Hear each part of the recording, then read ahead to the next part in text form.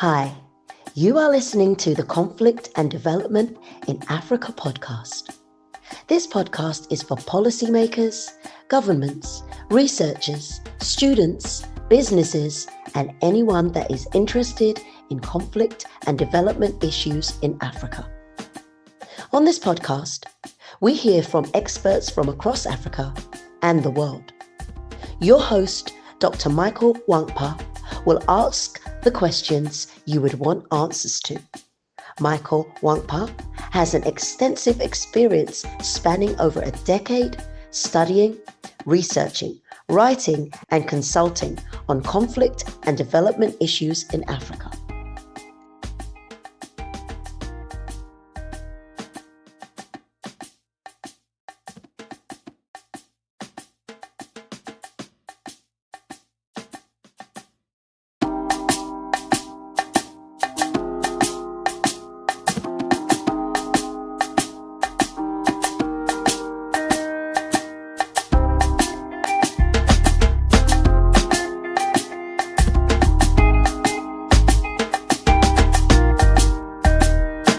Hello and welcome to another episode of the Conflict and Development in Africa podcast. I'm your host, Dr. Michael Nwankpa. Today, we're going to be discussing austerity measures, the right to protest, and police brutality in Africa using the recent youth-led protest and controversial financial bill in Kenya and the police clampdown as a case study. I'm joined by a very special guest, Professor David Shinn. Professor Shinn is a professor of international relations at the George Washington University's Elliott School of International Affairs. He's also an American diplomat, having served as the U.S. Ambassador to Ethiopia and Burkina Faso. David, it's a great honor to have you join me today, and I look forward to a wonderful conversation. Oh, happy to join you, Michael. Yeah, brilliant. So let me start off with a more general question. So in the last 60 years or so, we've gaining independence, most African states have tinkered with, different kind of political systems, from one-party system. There's also been military rule. But since the end of the Cold War in the early 90s, most states have adopted liberal democracy with its concomitant, economic market-based, free market-based economy. So if you take a sweeping outlook of this system in Africa, particularly in the last 30 years, how would you rate the performance and effectiveness of this system in Africa? Well, you rightly point out there have been cycles in African governance since the early 1960s, when most of the countries started to become independent. And there have been periods where it looked like democracy was making serious advances, and then there were periods of a lot of military coups, particularly in West Africa and in the Sahel region. The 1990s started to see a good period again of a sort of a revival of democratic governance in much of the continent. But of late, in the last 5-6 years, we've seen, at least in the Sahel region, a return to military regimes and greater concern about what the future is for governance on the continent. The situation in East Africa has been confused from the beginning, in that you've had so much conflict in countries like Ethiopia, Sudan, South Sudan, Somalia.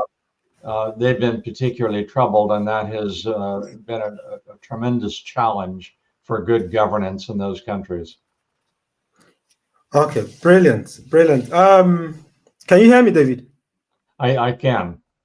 Okay, that's great. So if we look at some of, so in the 90s, like you rightly pointed out, we've seen I think it was the third wave of democracies when say America again became the hegemon after the long Cold War, and since then we then see, whereas during the Cold War, where it looked like authoritarian governments were being tolerated in Africa. We started seeing issues of good governance, IMF-led, World Bank-led, conditions of, and, less tolerance of human rights violations. So, but then again, we've seen where those kind of like economic reforms that were conditions of some of the loans that were given to this country also were accompanied with some kind of political repressions. Uh, how would you do you think economic reform should have come at the expense of human rights? If we look at our human rights as well as part of the foundation of democracy. Well, that's a very good question, and it's a very hard one to answer. Clearly, organizations like the World Bank and the International Monetary Fund, which are supported by countries like the United States, do want to see economic reform in African countries. And one can make a good argument for that. The problem is there has to be a very careful balance between economic reform on the one hand and creating a lot of backlash among Africans on the other. And if you take economic reform too far, you have what we just saw in Kenya in recent weeks, where the youth, primarily the youth of the country, rebelled to what Kenya was trying to do in order to meet IMF and World Bank guidelines. Now, there are a lot of other reasons for what happened in Kenya that I would not attribute to the bank or the International Monetary Fund. We can get into those if you want. But the fact is that the proximate cause for the recent violent protests in Kenya were a backlash to Kenya's reaction to trying to meet the guidelines put forward by the bank and the IMF. And that has happened in a lot of other countries too. Some have succeeded better than others in dealing with economic reform. Kenya is obviously very much challenged by it at the moment. The other part of the problem across the continent is corruption. Corruption has had an enormous negative impact upon financial systems in the continent, including Kenya. And that's really the fault, not of the monetary fund or the bank, that's the fault of African governments themselves. And they've just got to deal with corruption and try to root it out, which is very hard to do. It exists everywhere in the world, but it tends to be particularly high in newer governments, i.e. African governments in this case.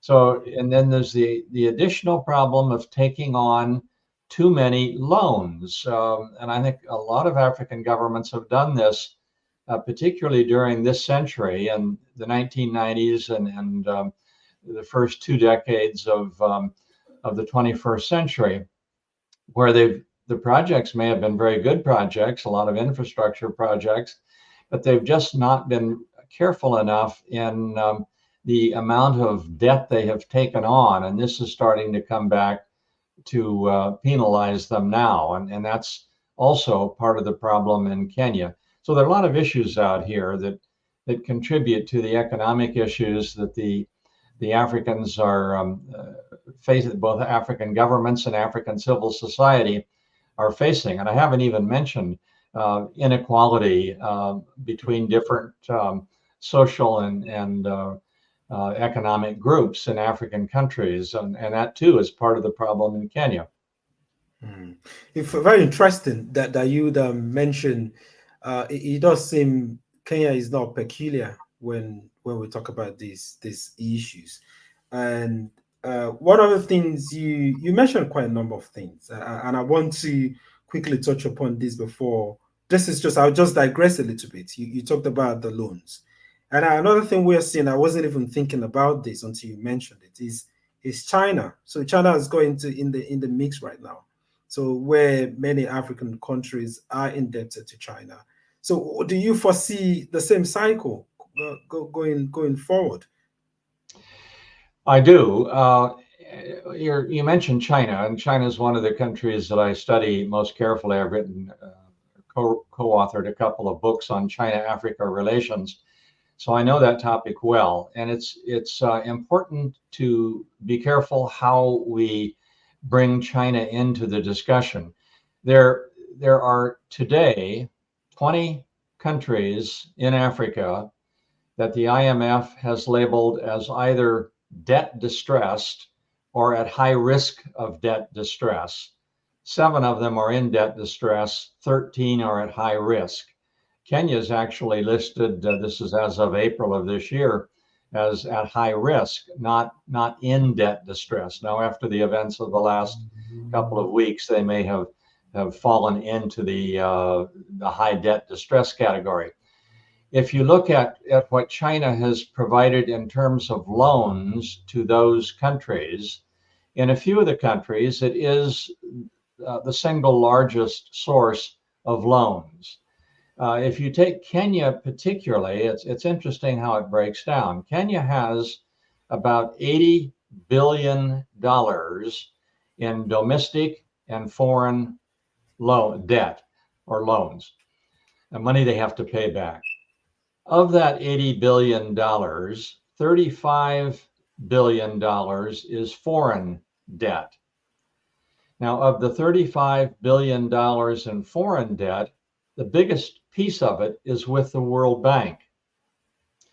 The rest of the debt, the remaining 20 or the remaining larger amounts of it, are about $7 billion each, with China on the one hand and the European bondholders on the other, $7 billion each.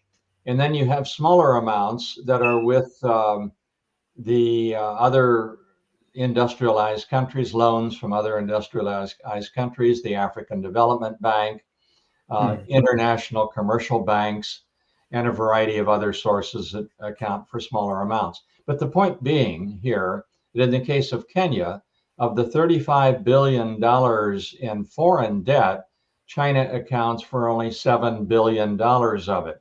Now, that's the single largest amount of any bilateral nation, but it's not as much as the World Bank holds, for example.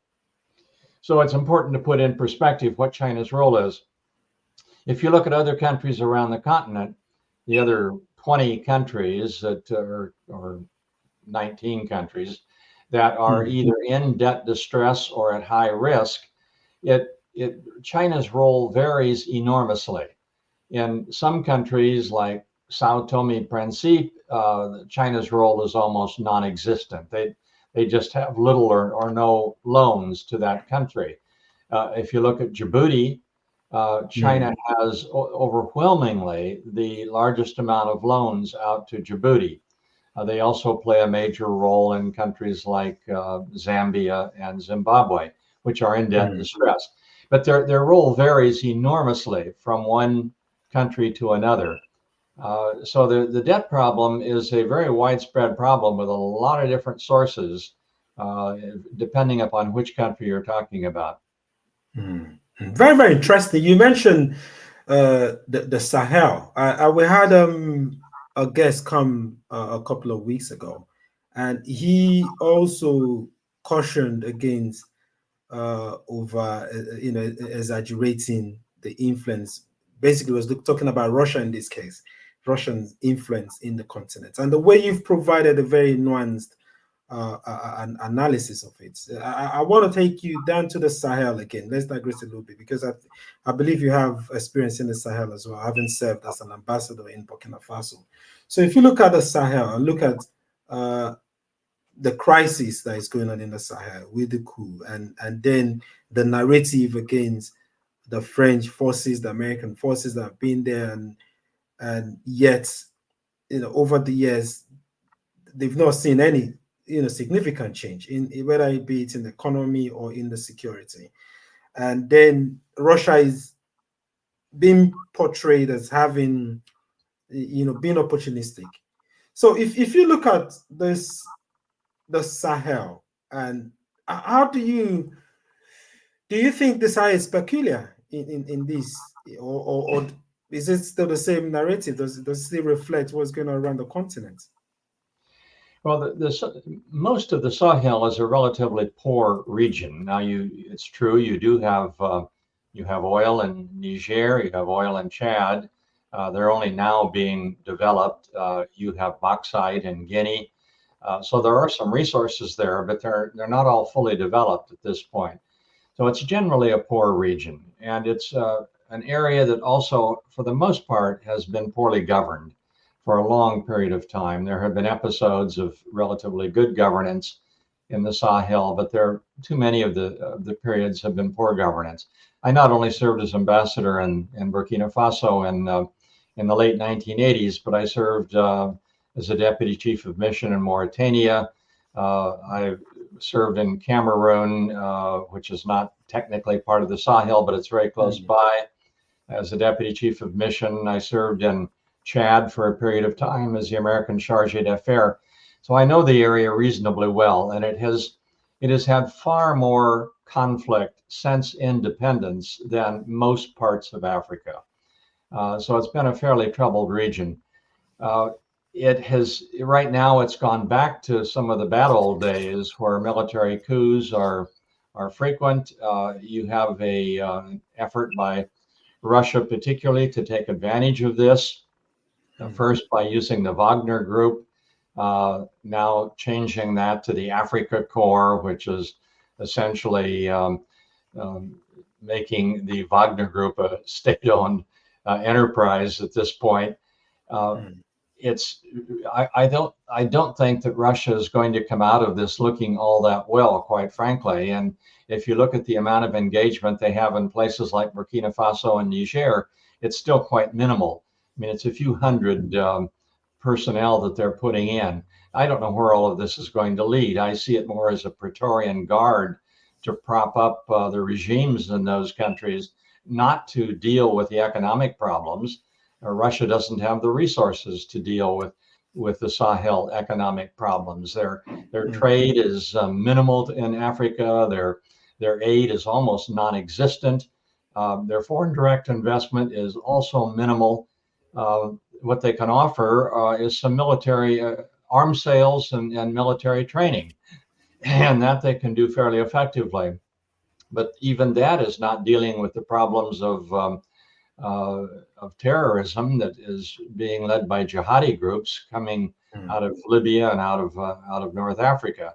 So I see very difficult times ahead in the Sahel, and I don't see that Russia is going to be in a position to solve them. Unfortunately, countries like France and the United States have been somewhat neutralized in the Sahel region, and I'm not quite sure what role they're going to be able to play in the future. It's been a real setback for both France and the United States, and obviously some mistakes were made by both countries. But the future does not look very bright to me in the Sahel. Yeah, I agree with you. It looks very bleak. We've seen in Mali where the United mission they have been asked to withdraw. Also in Congo, all across we've seen. And in my talking with some of the French and then American as well, one of the good things I'm seeing is some kind of self-awareness and an acceptance that there are lessons that could have been learned. But like you rightly said, also speaking with other people, like the majority of good insight says they don't see any good impact that Russia is going to have, other than further militarizing the Sahel region. But one common thing in the Sahel or across Africa, even let's come back to Kenya, is the burgeoning youth population. So Africa has Africa has the youngest youth population, which can be an asset, but as well it can also be something that can be used and have been effectively used by insurgent groups. But particularly in Kenya and also in Nigeria in the last, I think, the 4 years, they had some protests, NSAS protests that went viral. So we've seen where youths are beginning to become conscious or beginning to. How do you see that situation? How do you think the youth can play a much more better role in terms of leading on development in the region?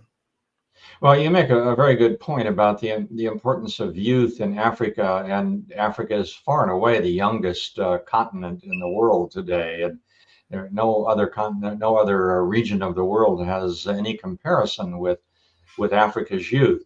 Now, in theory, that should be a positive development in the global economy today. Younger economies generally are more productive. And I think as you look ahead 10, 20 years, that will prove to be true, where this is going to work to Africa's advantage. But over the short term, it seems to be more of a disadvantage in that there are not enough jobs for all of this youth. And that's part of the problem in Kenya. I've seen different figures on the youth unemployment figures for Kenya. I saw one by I think it was the Kenya Labor Federation that had it at 67% youth unemployment. That may be too high. Maybe that figure's not quite right. I don't know. But the point is, it's very high in Kenya. It's very high in most African countries. And if you can't find meaningful employment for youth, you have a real problem, because then you get protests. And that's what we saw in Kenya. And in this case, the protests got out of hand, where the protesters entered parliament and set fires. And that clearly is not appropriate. Protesting is fine, but not trying to burn down parliament. And you've seen other protests in other parts of Africa that have been instigated largely by social media, which can be done very easily now, and which is led largely by youth. So the short term, I have great concerns about the youth bulge in Africa, because I don't see the economies catching up with this enormous young population and providing them with good jobs. In the medium and longer term, I see this as a potential huge advantage for Africa. The rest of the world is aging. Asia is aging quickly. China is certainly aging. They have now passed their peak. It's projected that the population of China is going to go from a current 1.4 billion to 800 million by the end of this century. Now, that's a huge drop from 1.4 billion to 800 million by the end of the century. The US is aging, not as fast as Europe or China. India is still doing fairly well. It's still a relatively young population, so it's not reached the sort of critical mass point of aging yet. But Africa has quite a long way to go before it's going to become an aging population. And that should work to its advantage as these other regions age even more and the Africans remain young. But they've got to get through this initial period in places like Kenya. And so far, they've not handled that very well. We've also seen where, I don't know if you might see this as an exception rather than what the future holds in Senegal with the youngest president. Do you see that as something that is optimistic, something that we might see more of that in the future, or is that just an exception? Well, I don't know the current situation in Senegal well enough. I haven't made a particular study of Senegal, so I'm probably not able to answer that very effectively. I think there are exceptions on the continent. I think in part because you've had better governance in some places than in others, and they have been able to manage the youth problem better. South Africa is going to be a very interesting case moving forward, where there's a great deal of unhappiness among the youth in South Africa, very high youth unemployment in the country. But you do have good elections there, and elections may make a difference. Whether they will be elections and that pacify youth, we don't know yet. We'll have to wait and see. But at least there is the effort there is the ability for youth to seek change, and we'll see how it plays out. But it does vary quite a bit from one country to another in Africa. Senegal may be one of the exceptions, but I just don't know the case well enough. When we started this conversation, I think when we started offline first, we spoke about, even in America, where. So what I'm trying to say, even in developed countries, so for a much milder word to use, in more mature democracies like America, like even here in the UK, we had the police protest bill. I think it was last year, and we're beginning to also see where democracy seems to be not much in decline, but seems to be not well. It does seem it's a worldwide phenomenon where, you know, the tenets of democracies, what we know democracies to be, based on dialogue, on, with different groups. That seems to not be the case. So if you look at what is going on in mature democracies, so for instance, you could look at the March, the October, with the cease watch on Capitol Hill, for instance. And do you think all of that could provide some from a lens of morality? Does it compound uh, the role of the international community, let's say the Westerners, from reigning in, let's say, in Africa, where you have authoritarian government? They could say, hold on a minute. They, we see in these countries what is going on. What right do you have? What moral right do you have to do this? Does it generally create that insecurity and make the case? Does it worsen the case in Africa? But you have, I think, a situation today in much of the world where you have either relatively autocratic regimes that maintain control essentially through force, largely through force, or certainly very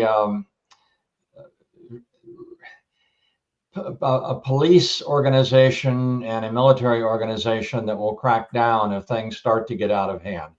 On the other hand, you have a lot of Western governments that are going through a phase of populism now. We're seeing it in many European governments. We're seeing it in the United States. I mean, the whole movement by former President Trump is essentially a populist movement. From my perspective, I see populism as a threat to democracy. Now, not everyone sees it that way.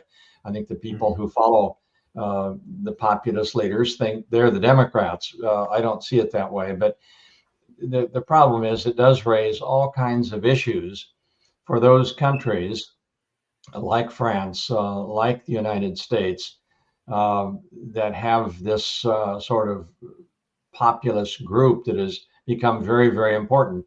What I don't know is the degree to which populism will impact places like Africa, if at all.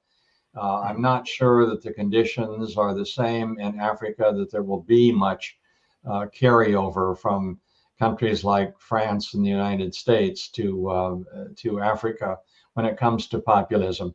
But I'm sure that as Africans look at the United States, they must be scratching their heads, wondering what's going on there. And sometimes I'm scratching my own head, wondering what's going on in my own country, because I've not seen this in my lifetime, and I've been around a while. Although we have had populist episodes in the United States before, this is not the first time, but not in my lifetime. So we're going through a very unusual period here, and no one quite knows how it's going to turn out. I think that the more established democratic principles and rule of law will ultimately prevail. I could be wrong, but I think they will. And I certainly hope they do. And I hope that that will end up being a lesson for the rest of the world, a positive lesson for the rest of the world. But if I'm wrong, and if we do go a very different direction, I think it is going to send some very unusual signals to places like African countries that follow what is happening in Europe and the United States. Very interesting as well. We if we come back to Kenya and its relationship with the United States, if we're still on there, Kenya has Ruto recently visited Biden in the office, and then the role Kenya plays, whether be it in the U.S. counterterrorism operations or interests in the Horn of Africa, and then also looking at what Kenya is playing in Haiti in terms of the international military police. And I'm just looking at this really. Some people have looked at it and said, how does this benefit the populace in Kenya?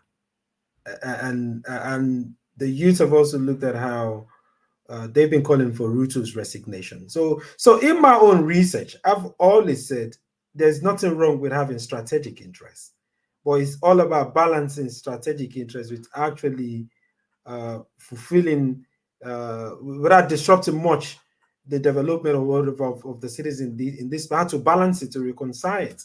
So I guess what my question is, how can Kenya play its role at that stage as a partner of the United States, providing this support far away Haiti, and yet can You raise a very important point, and I'm sure a lot of Kenyans, particularly young Kenyans, are asking that same question. They're wondering, how does this help us in Kenya? And I can understand that question. It's a legitimate one. Let me back up, though, and put this in the context of what Kenya has done more close to home, where it also has cooperated with what the United States is trying to accomplish. And that is establishing stability in neighboring countries like Ethiopia, like Sudan, like South Sudan, and like the Democratic Republic of the Congo, and Somalia also.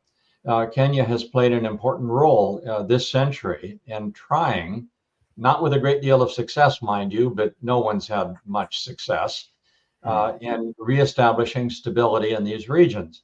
Now, there has been some success, and some of it you can attribute to what Kenya has offered. That has been in the interest of Kenya, I think, to keep its neighbors stable to the extent that it has worked. It's also been in the interest of the United States. The United States wants political stability in this region. So when you come to areas close to home, I can make a pretty strong argument that this collaboration between Kenya and the United States is mutually reinforcive, that it's a benefit to one, either directly or indirectly, to both countries. It's a little harder to make that argument when you talk about sending 400 Kenyan police personnel to Haiti. That is a long ways from home. It doesn't have any direct impact upon Kenyans, except it is, if it works out and if it brings stability to Haiti, the government of Kenya can say, look, we contributed to international stability around the world. And that would be an important argument to make, but one that hasn't happened yet. And we don't know whether it's going to work or not. And if it doesn't work, it's going to be sort of a black eye for Kenya. And then it's a problem. So I understand why Kenyans are questioning that move.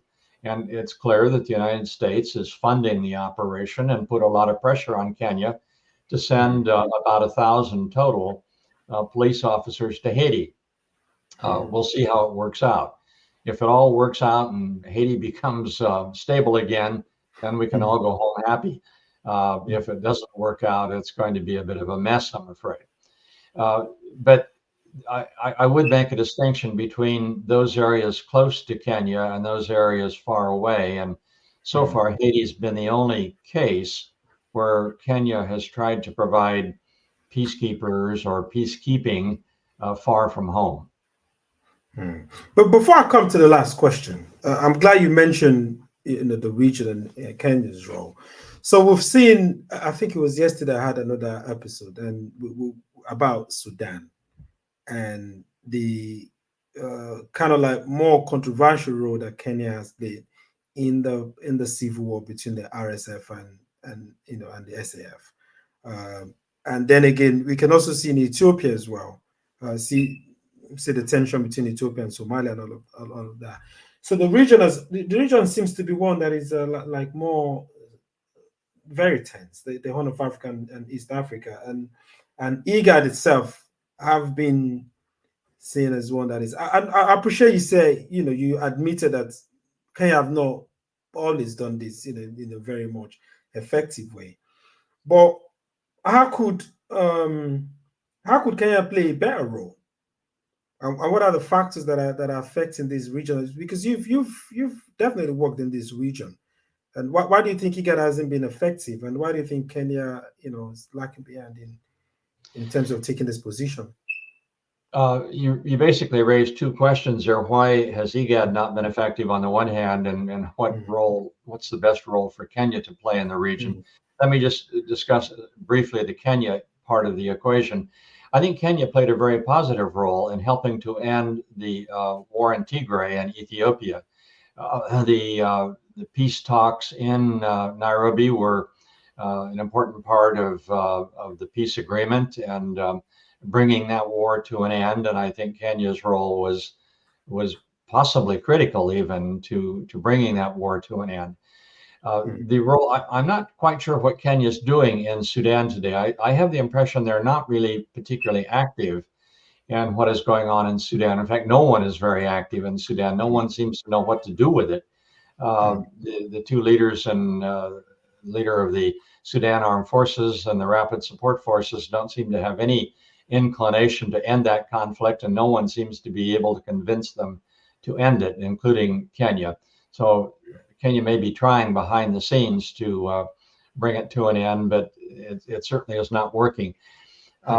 So Kenya's role is going to vary a lot from one situation to the other. If you go back historically, or back a decade or more, Kenya's role in South Sudan was important, and I think it was largely positive. Not that South Sudan has been a great success, but it's probably more successful than would have been the case if Kenya had not been involved in it. Let me put it that way. IGAD is a separate problem. The problem with IGAD is that the disputant members in the region are the people who run IGAD.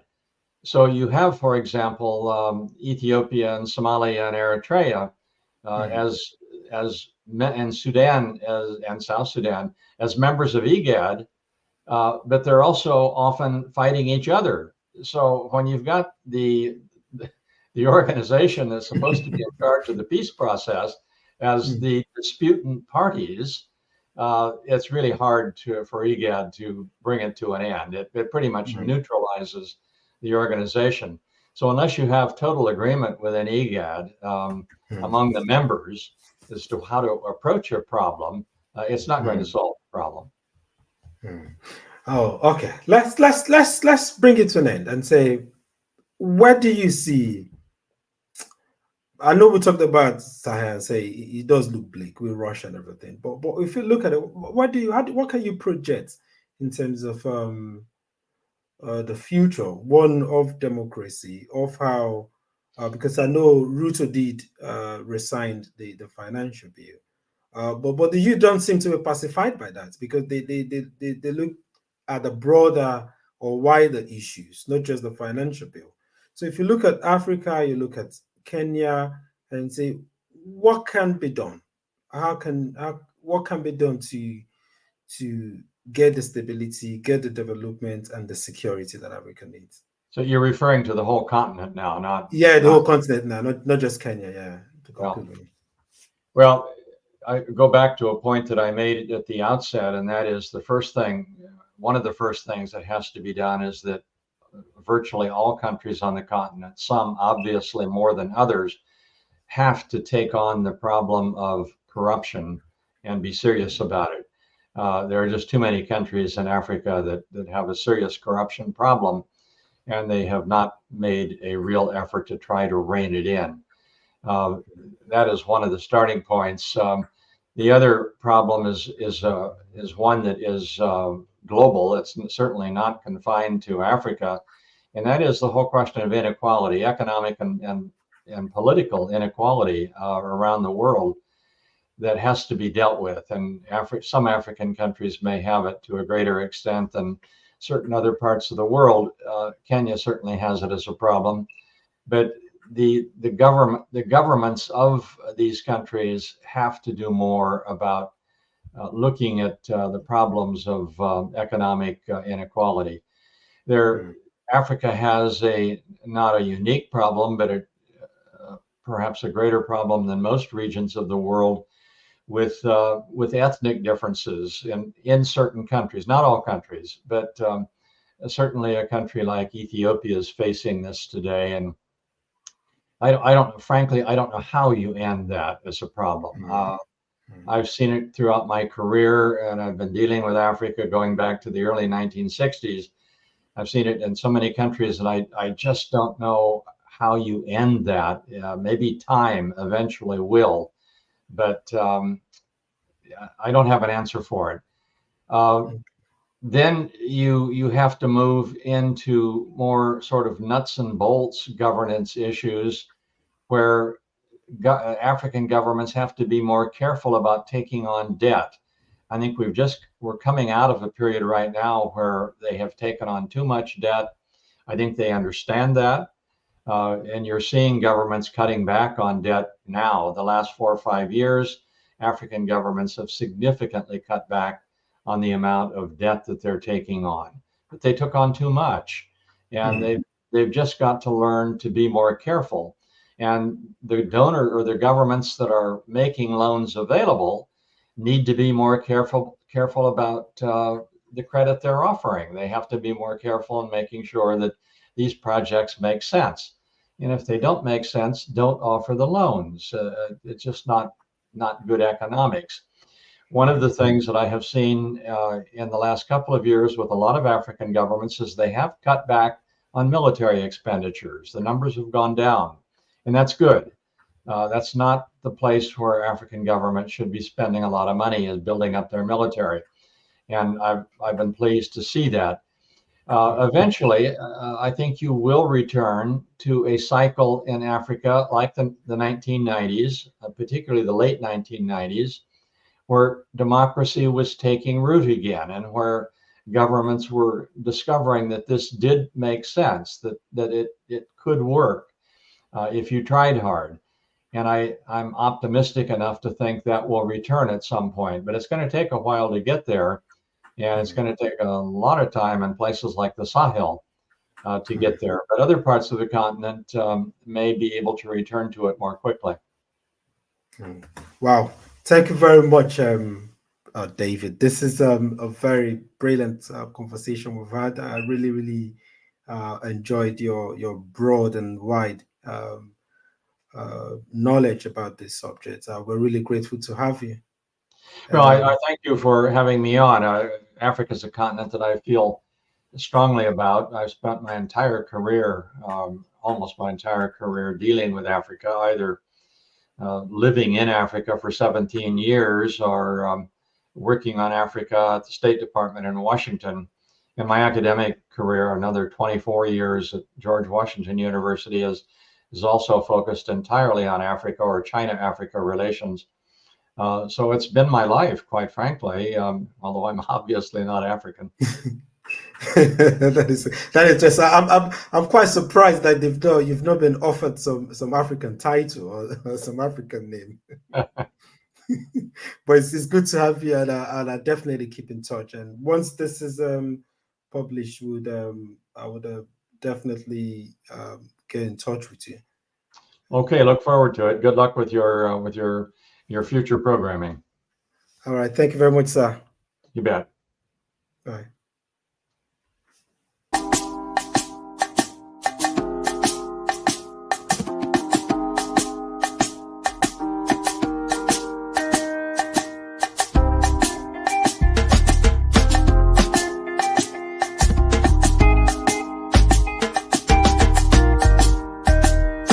Thank you very much for tuning in today. Join me as usual to thank Professor David Shinn for his very deep and useful insights into austerity measures in Africa, the Kenya financial bill, the protests, police brutality.